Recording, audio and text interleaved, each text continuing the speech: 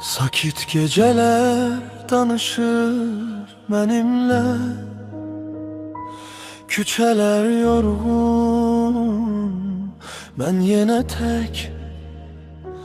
Değiller zaman her şeyi silir, ama bazı yaralar kalır yüreğde. Gülürdük bir vaxt eyni semanın altında,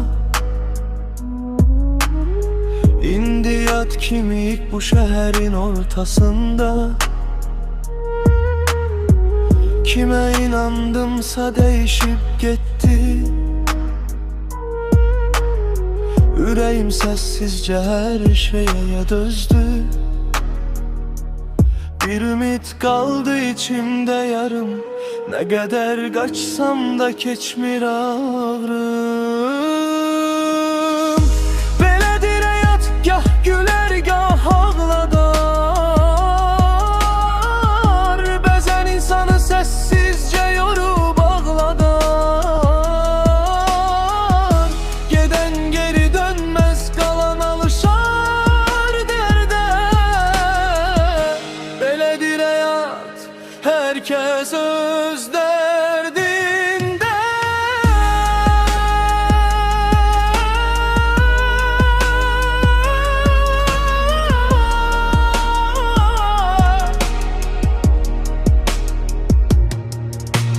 Yağışlı küçeler hatırladır seni, sessiz mahnılar danışır derdimi. İçimde kırılan min ümit var hele, ama yine yaşayıram her gün belə.